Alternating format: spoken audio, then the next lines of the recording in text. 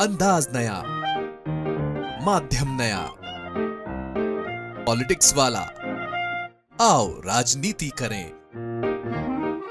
हम ही को कातिल कहेगी दुनिया, हमारा ही कत्लेआम होगा। हम ही कुएं खोदते फिरेंगे, हम ही पे पानी हराम होगा।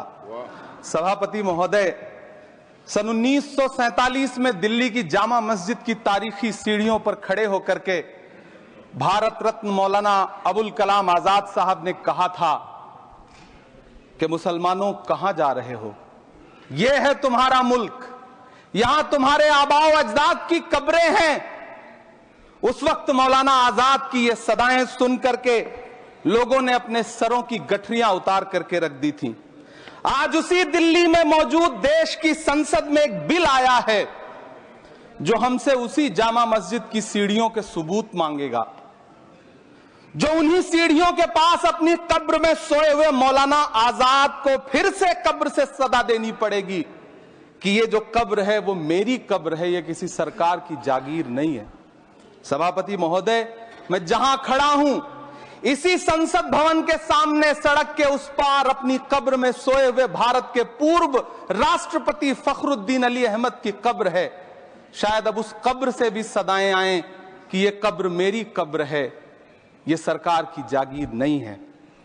सभापति महोदय, मैं वक्फ कानूनों में किए जा रहे संविधान विरोधी बदलावों के खिलाफ बोलने के लिए खड़ा हुआ हूं। संविधान का आर्टिकल 14 हो, 29 हो, 30 हो, चीख चीख कर कहता है कि देश में सब बराबर के हकदार हैं। आर्टिकल 26 कहता है कि सबको अपने अपने मजहबी कामों के लिए मंदिर, मस्जिद, गिरजाघर, गुरुद्वारों का निर्माण करने का हक है और उसका रखरखाव का भी हक है।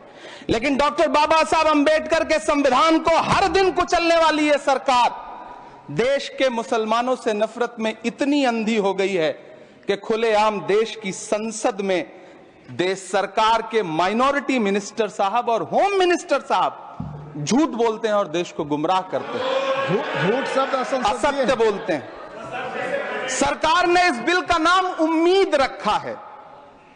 मंत्री जी कल से इसे देश के मुसलमानों के लिए नई उम्मीद बता रहे हैं। नहीं मंत्री जी, न तो ये बिल मुसलमानों के लिए नई उम्मीद है और न ही उम्मीद की नई किरण। सभापति महोदय, भाजपा ने पूरे देश में वक्फ के नाम पर कई सारे झूठ फैलाए हैं। आइए आज उनकी सच्चाई पर बात करते हैं। वक्फ ट्रिब्यूनल को संसदीय शब्द ऐसे बताया जाता है जैसे वक्फ ट्रिब्यूनल कोई मजहबी खाप पंचायत हो। सभापति महोदय, जबकि सच्चाई यह है कि वक्फ ट्रिब्यूनल भी तो सरकारी न्यायिक विभाग है जिसमें सरकार द्वारा नियुक्त जज होते हैं, जिसमें प्रशासनिक अधिकारी होते हैं, कहीं ऊपर से थोड़ी आ गए। सभापति महोदय, देश के गृह मंत्री जी ने इसी सदन में कहा कि वक्फ ट्रिब्यूनल के फैसले के खिलाफ कोई कोर्ट नहीं जा सकता, जबकि सच यह है कि वक्फ एक्ट 1995 की धारा 83(9) के तहत हाई कोर्ट वक्फ ट्रिब्यूनल के फैसले की न सिर्फ समीक्षा कर सकता है बल्कि उसे बदल भी सकता है। सच तो यह है कि वक्फ बोर्ड खुद अपनी जमीनों के लिए कई सारी कोर्ट में मुकदमे लड़ रहा है।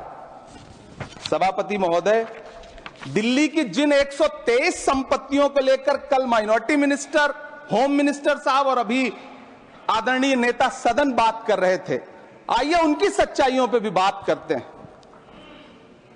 1911 में जब अंग्रेजी हुकूमत ने कोलकाता के बजाय दिल्ली को राजधानी बनाने का फैसला किया तो रायसीना हिल्स के चारों तरफ जो मुसलमानों की ढेर सारी जमीनें थी उनको एक्वायर किया गया और लुटियन को इसकी तामीर की जिम्मेदारी सौंपी गई। सेंट्रल विस्टा की तरह लुटियन जोन का मेगा प्लान तैयार हुआ, लेकिन उस वक्त के मुसलमानों ने उस वक्त की अंग्रेजी हुकूमत से अपनी इबादत गाहों को बचाने के लिए लड़ाई लड़ी। मामला ब्रिटिश गवर्नमेंट तक पहुंचा। तब यह तय हुआ कि वो जो धार्मिक स्थल हैं उन्हें जस का तस रहने दिया जाएगा। इंडिया गेट के बगल वाली मस्जिद हो, जाप्तागंज, सुनहरी बाग मस्जिद हो, पार्लियामेंट रोड वाली मस्जिद हो, ऐसी 123 संपत्तियों के मैनेजमेंट के लिए 1913 में मुसलमान वक्फ वैलिडेशन एक्ट बना और उसके बाद एक नया शहर बसाया गया जिसे लुटियंस जोन का नाम दिया गया। फिर 1943-45 के बीच एक और समझौता हुआ आजादी से पहले, उसके तहत काफी सारी वक्फ जायदादों को सुन्नी मजलिस औकाफ बनाकर उसके अंडर किया गया ताकि उसकी देखरेख की जा सके। गृह मंत्री जी 2 दिन से सदन में जो बात कह रहे हैं वो दरअसल 123 संपत्तियां उसी सुन्नी मजलिस औकाफ के तहत आती है। सभापति महोदय, आजाद भारत आजाद हुआ। आजादी के बाद भारत में 1954 में वक्फ एक्ट लागू हुआ, जिसकी धारा 9 के तहत 1964 में केंद्रीय वक्फ काउंसिल का गठन हुआ। दिल्ली की वही 123 प्रॉपर्टीज को 1970 में सर्वे गजट करके गजट नोटिफाई किया गया। इसके निपटारे के लिए पूर्व प्रधानमंत्री इंदिरा जी के द्वारा 1974 में एक बर्नी कमेटी बनाई गई। बर्नी कमेटी ने 1976 में इन 123 संपत्तियों को दिल्ली वक्फ बोर्ड की संपत्ति होने की रिपोर्ट सौंपी। उस रिपोर्ट के आधार पर 1984 में कांग्रेस सरकार ने उन 123 प्रॉपर्टीज को दिल्ली वक्फ बोर्ड को सौंपने का फैसला किया, जिसके खिलाफ विश्व हिंदू परिषद कोर्ट गई। मामला 2011 तक पेंडिंग रहा। फिर 2011 में कोर्ट ने सरकार को आदेशित किया कि इसका निपटारा करो। तब 2013 में तत्कालीन यूपीए सरकार ने दिल्ली की उन्हीं 123 जायदादों को बर्नी कमेटी की सिफारिशों के मुताबिक वक्फ बोर्ड के हवाले किया। यही वो प्रॉपर्टीज हैं जिनके नाम से गृहमंत्री जी कल से कांग्रेस को कोस रहे हैं। फिर आई 2014 में भाजपा की सरकार, जो तब से इन जमीनों को हड़पने की साजिश कर रही है। जिस बिल को मुसलमानों के हुकूक की हिफाजत करने वाला बिल बताया जा रहा है, उसी को पेश करने के लिए और उस पर बात करने के लिए लोकसभा में भाजपा सरकार के पास एक भी मुस्लिम सांसद नहीं है। जिस वक्त, मैं लोकसभा कह रहा हूं, सुना करिए, जिस वक्फ बिल को मुस्लिम महिलाओं को हक दिलाने वाला बताया जा रहा है, उसे संसद में पेश करने वाली पार्टी के पास न तो राज्यसभा में, न लोकसभा में, न देश की किसी विधानसभा में एक भी मुस्लिम महिला सदस्य नहीं। कल किरण रिजिजू जी कह रहे थे कि रेलवे की जमीनें देश की जमीनें हैं, डिफेंस की जमीनें देश की जमीनें हैं। हां मंत्री जी, हैं, बिल्कुल हैं। ये जो वक्फ की जमीनें हैं, ये हमारे पुरखों ने धार्मिक कामों के लिए डोनेट किया है। तो हम भी तो इसी देश के नागरिक हैं, हम भी तो इसी देश के बेटे हैं। तो वक्फ की जमीनें भी तो इसी देश की जमीनें हैं, उनको पराया क्यों बोलते हैं आप? सभापति महोदय, अशफाकुल्लाह खान जब फैजाबाद की जेल में फांसी के फंदे पर झूल रहे थे, तो इसी देश की जमीन के लिए झूल रहे थे ना। सभापति महोदय, अंडमान की जेल में काला पानी की सजा काटकर अपनी जान देने वाले मौलाना फजले हक खैराबादी हो या शेर खान अफरीदी हो, वो भी तो इसी जमीन के लिए अपनी जान दे रहे थे ना। सभापति महोदय, पाकिस्तान के खिलाफ लड़ते हुए अपनी जान देने वाले महावीर चक्र विजेता ब्रिगेडियर उस्मान हो या पाकिस्तान के पैटर्न टैंक उड़ाने वाला परमवीर चक्र विजेता वीर अब्दुल हमीद हो, वो भी तो इसी जमीन के लिए अपनी जान दे रहा था ना। और मंत्री जी, मैं इस सदन में अलल ऐलान ये कहता हूं कि जब भी इस देश की जमीन को लहू की जरूरत होगी, आपसे 2 कदम आगे इमरान खड़ा मिलेगा। ये मैं आपसे यकीन दिलाते हुए कह रहा हूं। सभापति महोदय, मैं सरकार से कहना चाहता हूं, हमसे हमारी इबादत गाहें तो मत छीनिए ना, हमारे घरों पे बुलडोजर तो मत चलाइए ना, हमारी कब्रों में तो हमें सुकून से सोने दीजिए ना। सभापति महोदय, माइनॉरिटी मिनिस्ट्री का बजट कट करके, मुस्लिम बच्चों की स्कॉलरशिप बंद करके अब सरकार कह रही है कि हम वक्फ की आमदनी से गरीब मुसलमानों का भला करेंगे। गुजरात की बेटी बिल्किस के बलात्कारियों की रिहाई के बाद उन्हें माला पहनाने वाली लोगों के नेता ये कह रहे हैं कि यह बिल मुस्लिम महिलाओं को उनका हक दिलाएगा। धन्यवाद मोदी जी, क्या बढ़िया सौगातें मोदी दे रहे हैं आप। पहले हमें गुजराते मोदी दिया, आप सौगाते मोदी दे रहे हैं।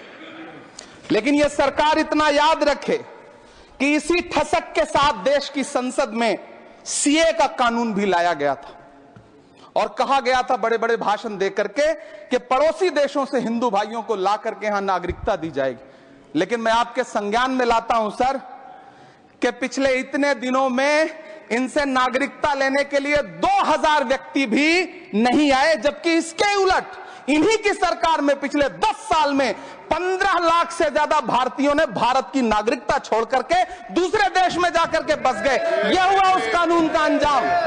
सभापति महोदय, इसी तरह की जिद के साथ किसानों के खिलाफ भी कानून लाए गए थे।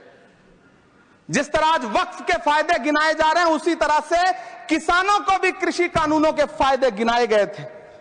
लेकिन अंजाम क्या हुआ?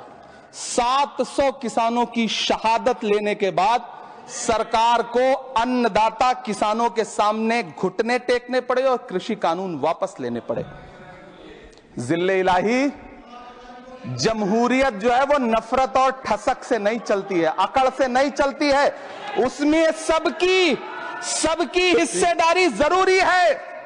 कल देश के माइनॉरिटी मिनिस्टर ने लोकसभा में खड़े होकर एक शेर सुनाया था कि मुझसे कोई बदगुमान न हो, तो मैं उन्हें एक शेर सुनाना चाहता हूं कि मैं आज जद पे हूं तो इतना खुशगुमान न हो, मैं आज जद पे हूं तो इतना खुशगुमान न हो, चराग सबके बुझेंगे हवा किसी की नहीं।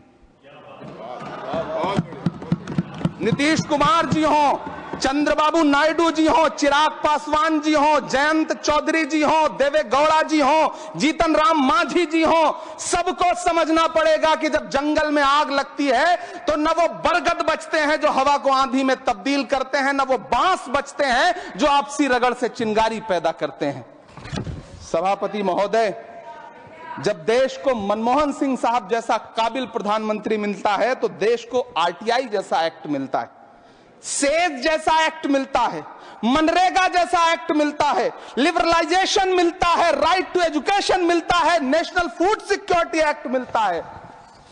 लेकिन जब देश को सौगातें मोदी मिलती है तो क्या मिलता है? सीए मिलता है, फॉर्म्स लॉ मिलता है, आर्टिकल 370 मिलता है, इलेक्टोरल बॉन्ड जैसा एक्ट मिलता है और वक्फ अमेंडमेंट एक्ट जैसे बिल देश को मिलते हैं।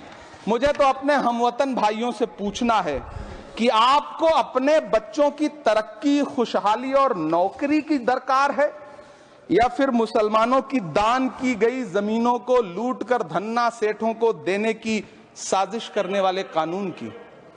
सभापति महोदय, यह सरकार रात के 3 बजे तक पूरे देश को जगा करके संसद में अपने ही नागरिकों को नीचा दिखाने के लिए वक्फ बिल ला रही थी, तो उधर रात के 1:30 बजे अमेरिका हम पर 26% टैरिफ लगा रहा था। सरकार की प्राथमिकताएं देश को पता। सभापति महोदय, मैं बहुत भावुक हूं आज, और मुझे अच्छा लगा कि आदरणीय नेता सदन जगत प्रकाश नड्डा जी ने बहुत अच्छी बातें भी की, मन से बातें की। क्योंकि उनके नाम में प्रकाश जुड़ा है तो मैं उनमें हमेशा एक रोशनी की किरण देखता हूं। मैं उनके सामने बहुत अदब से यह बात कहना चाहता हूं कि चरागों के सफर में दबदबा हो आंधियों का तो फिर अंजाम जुल्मत के सिवा कुछ भी नहीं होगा। यह दुनिया नफरतों के आखिरी स्टेज पर है, इलाज इसका मोहब्बत के सिवा कुछ भी नहीं होगा। मैं भावुक हूं, मेरी पलकें गीली हैं। अगर देश की एक बहुत बड़ी आबादी को लगता है कि आप उसका भला करने के लिए नहीं बल्कि उनकी इबादतगाहों, उनकी कब्रिस्तानों, उनकी खानकाहों को बर्बाद करने का बिल ला रहे हैं, तो फिर आप अगर समझाने में नाकामयाब रहे हैं तो यह आपकी नाकामयाबी है। पहले समझाइए, उसके बाद कोई बिल लेकर के आइए, तब शायद हम आपका इतनी पुरजोर तरीके से विरोध ना करें। लेकिन सभापति महोदय, मैं अंत में सिर्फ इतना कहना चाहता हूं कि इस बिल में जो भी पॉइंट्स दिए गए हैं, बॉम्सी पोर्टल देख लीजिए, सरकार का झूठ आपको पकड़ में आ जाएगा। हम डरे नहीं हैं, हम सिर्फ सरकार से अपील कर रहे हैं कि हमें अपना समझिए। हम आपके अपने हैं, इस देश के नागरिक हैं और आप ताकत में हैं। संख्या बल के आधार पर बिल हो सकता है आप पास करा ले, लेकिन आपको यह बात समझनी पड़ेगी कि हम तो वो तारीख हैं, जहनों में रहना है जिसे कागजी पुर्जे नहीं जो फाड़ डाले जाएंगे। जिस जमीन पर मैं खड़ा हूं ये मेरी पहचान है। आप आंधी हैं तो क्या मुझको उड़ा ले जाएंगे? आपको यह बात समझनी पड़ेगी।